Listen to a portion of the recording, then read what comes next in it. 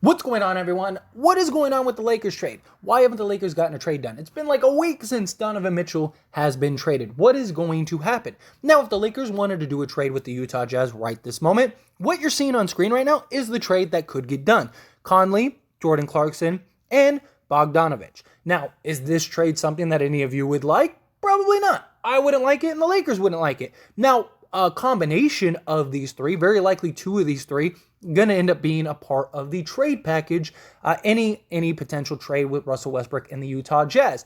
Now, the Jazz are going to have a fire sale. Absolutely. They're going to start trading away tons of pieces to jumpstart this rebuild, go with the younger guys, and move forward with all of their assets and things like that. That was the sign we were waiting for with Donovan Mitchell. Now that he's gone, teams can start acquiring these players. But the reason that the Lakers and just any team in general hasn't had any trades with the Utah Jazz, because you would imagine they want to get this done rather quickly, so that way they know what they're looking at going into training camp. Well, the reason is because of Vanderbilt and Beasley. Now, Vanderbilt and Beasley, they were part of the Minnesota Timberwolves trade. And tomorrow is a very important day. And the reason tomorrow is a very important day is because it's September 6th, which is 2 months from the day that these two were traded. Now, per NBA rules, a team cannot aggregate players into a deal until 2 months after they've been traded. So basically, to summarize and put it in simple terms, is that the Lakers want to trade Russell Westbrook. Right now, the Utah Jazz would have to match salaries. We got to remember, they're also hard capped from the sign and trade for Colin Sexton. So they need to come as close to matching salaries as possible, as well as unload players. Well, according to rules, these two guys in Beasley and Vanderbilt cannot be included in a trade that would be salary filled. So like, $47 million for Westbrook. You have, Conley, $22 million. Bogdanovich is like, $18 million or $13 million, something along those lines, right? So you would need to add another player. You could add Jordan Clarkson, or what the Lakers would want would be a Beasley or a Vanderbilt. And then those players could be included beginning tomorrow. Now, tomorrow isn't a hard date. It's not like, the deal's going to get done tomorrow necessarily, but that will be the first official day that the Lakers can go and look to acquire Beasley and Vanderbilt. Now, maybe they've already had those conversations behind closed doors. It's a real possibility. Maybe we hear something tonight.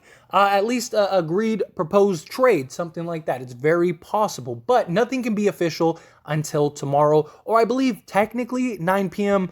Pacific time, if I'm not mistaken. But don't look for anything today. Look for it likely tomorrow. At least the ramp up of trade talks. Not only with just the Lakers, but various teams. Because various teams are going to want Beasley as well as Vanderbilt as well. So you could imagine the trade talks are going to really ramp up. Now, this is also why the Lakers went and traded for Patrick Beverley separately.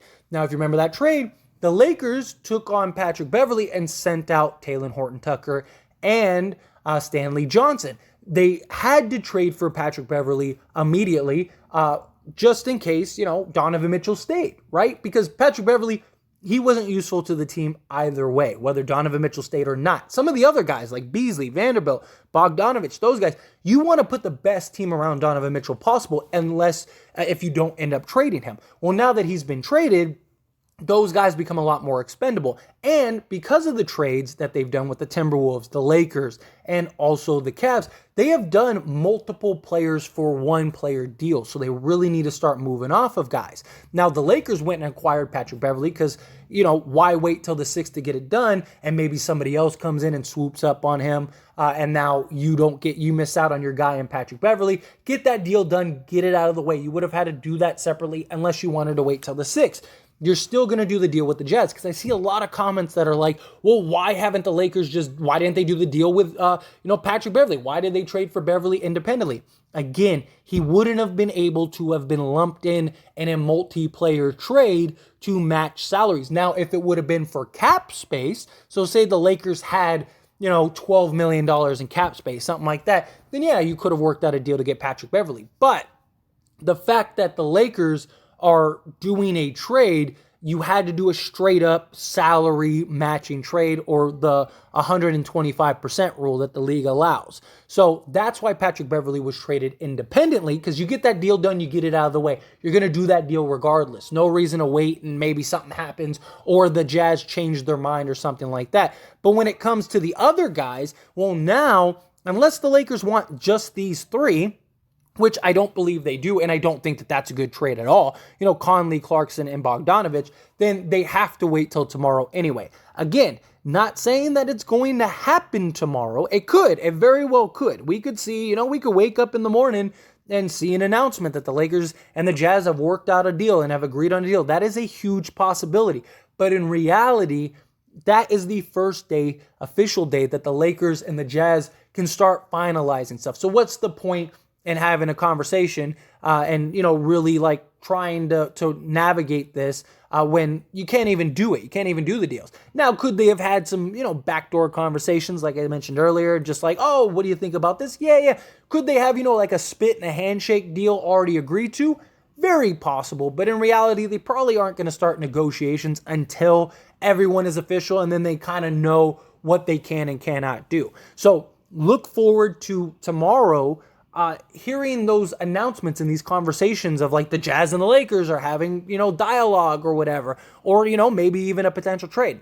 Tomorrow is not a deadline. Again, doesn't mean that the Lakers have to trade tomorrow. It just means that tomorrow's the first day that can be allowed and this could happen. So just want to make this video, kind of give some further clarification. I know I've touched on this before in like live streams and various videos, but tomorrow's now the day. So wanted to get this out. But as always, this is a conversation, so I want to hear from you. Let me know your thoughts and opinions down in the comment section below. What do you think about this? Are you excited? Do you think like, yes, tomorrow, get a deal done. Let's get this deal done ASAP.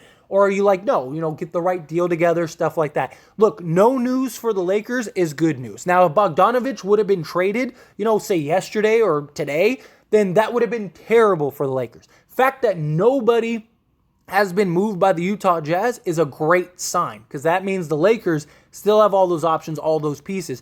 Very likely, the deal is going to contain Bogdanovich, Beasley, and then one of Conley and Clarkson. So which of those would you prefer?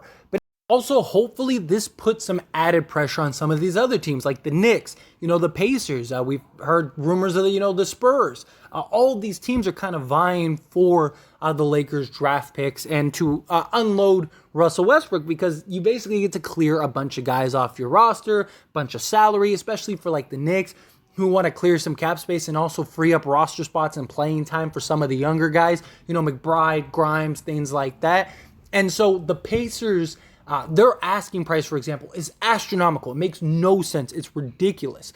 But if you have a team like the Jazz who's like, hey, we're willing to take this or whatever, and we'll trade these guys, it allows the Lakers to be in a position to go, hey, we want your trade, but if you don't come down for the asking price, we're just going to come over here. Like the Jazz make it possible for the Lakers to have some leverage to go after other things. Now, obviously, the Lakers don't want to drag their feet and end up, Bogdanovich ends up getting traded or something like that. Now you're just in this position where it's like you could have gotten this guy. But the Lakers need to walk a fine line here. Don't give it too much time, but give it enough time to see what other teams are offering. Because again, maybe the Pacers look at it and go, dude, the Jazz are willing to trade, Bogdanovich, Beasley, and Conley for a first round and a second.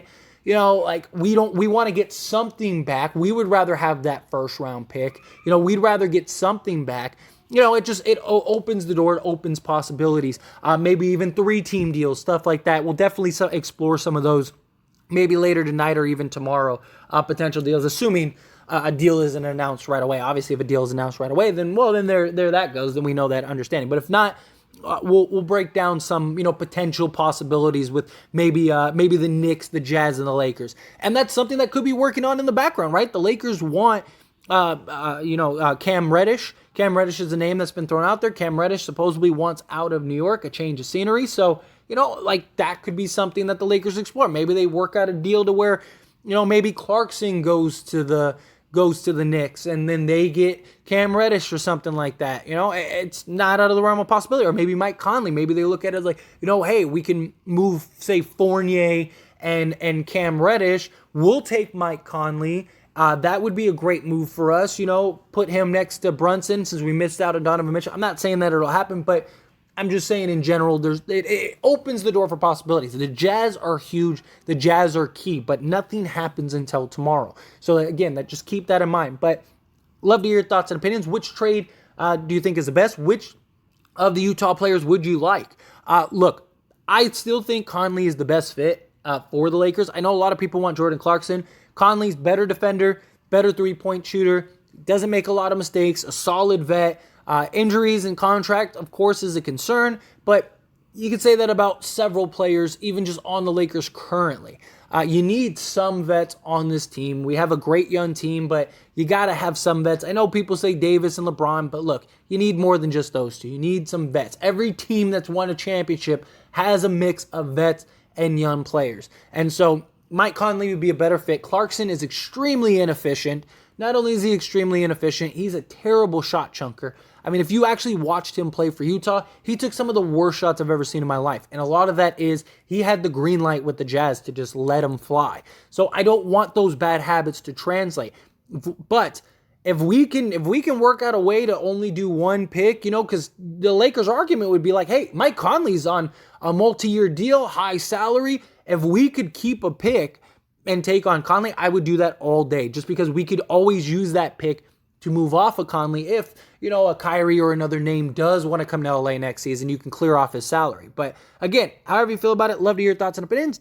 That being said, hit that like button. Helps me out a lot. Lets me know you enjoy these types of videos, and I truly appreciate it. If you're not subscribed to the channel, hit that subscribe button, followed by the bell notification. Stay up to date with all things sports. Join this wonderful community and all of our discussions. I'll see you all in the next one. Thank you.